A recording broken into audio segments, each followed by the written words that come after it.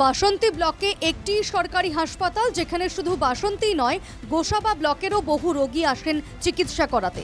অথচ রাত হলেই ওষুধের জন্য হন্যে হতে হয় রোগীর পরিজনদের। অভিযোগ, অনেক ওষুধই হাসপাতালে সময় মতো পাওয়া যায় না, সেগুলো বাইরের দোকান থেকে কিনতে হয়। তবে রাত হওয়ায় দোকানও বেশিরভাগই বন্ধ হয়ে যায়, ফলে প্রচুর বিপাকে পড়তে হয় রোগীর পরিজনদের। এমার্জেন্সির সময় হাসপাতালে যাতে ন্যায্য মূল্যে ওষুধ পাওয়া যায় তার ব্যবস্থা করুক সরকার, দাবি রোগীর পরিজন সহ বিজেপিরও। সমস্যা কোথায় থাকলে দিয়ে দেয়, না থাকলে এখানে তো কাছাকাছি ফার্মেসি নেই, রাতে তো সবকিছু বন্ধ হয়ে যায়, তখন অনেক রকম সমস্যা হয়ে যায়। অনেক হাসপাতাল তো মধ্যরাতে কোনো ওষুধের দোকান খোলা থাকে না, 9টা 9:30 বাজলে সব ওষুধের দোকান বন্ধ হয়ে যায়। আচ্ছা, আর ওষুধের প্রয়োজন হলে খুব অসুবিধা, রুগী মারাও যেতে পারে এরকম ব্যাপার। ওষুধের জন্য সরকারকে বলবো এই কথা যে আমাদের এখানে একটা ন্যায্য মূল্যের ওষুধের দোকান মানে অতি প্রয়োজনীয়। হচ্ছে ওষুধের কালোবাজারি চালু হয়ে গেছে পুরো বাসন্তী জুড়ে।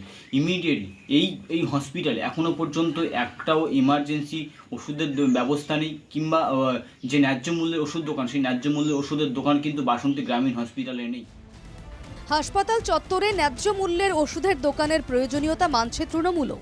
বাসন্তী হসপিটালে মেলে না, এটা খুব কম সময়, কিন্তু আমি নিজেও প্রত্যক্ষ অভিজ্ঞতা আমার আছে। তো তাতে আমি দেখেছি যে ম্যাক্সিমামটাই পাওয়া যায় বা সরকার এই মুহূর্তে যেটা হচ্ছে একটা ন্যায্য মূল্যের ওষুধের দোকান বাসন্তী হসপিটালে সত্যিই ভীষণভাবে দরকার। এটা দেখুন, বেশিরভাগ ওষুধ যেগুলো এমার্জেন্সি ড্রাগস সেইগুলো হসপিটালে সাপ্লাই থাকে, বেশিরভাগ ওষুধই থাকে। ওরাল মেডিসিন, ইনজেক্টেবলস এগুলো সরকারি সাপ্লাই থাকে, ফলে সেগুলো বাইরে থেকে কিনতে হয় না। কিছু ওষুধ আছে যেগুলো হয়তো হসপিটাল সাপ্লাই থাকে না, দেওয়া হয় না, খুব কম, সেগুলো হয়তো বাইরে কিনতে হতে পারে কিছু কিছু ক্ষেত্রে। এবং সেক্ষেত্রে আমাদের একটা পরিকল্পনা এবং প্রপোজালও আছে ন্যায্য মূল্যের ওষুধ দোকান, এবং সেটা হসপিটাল অ্যাটাচড একটা ন্যায্য মূল্যের ফেয়ার প্রাইস শপ, এটা কিন্তু একটা প্রপোজাল দেওয়া। ন্যায্য মূল্যের ওষুধের দোকানের পরিকল্পনা বাস্তবায়িত না হওয়া পর্যন্ত এভাবেই সমস্যায় জেরবার হতে হবে রোগীদের।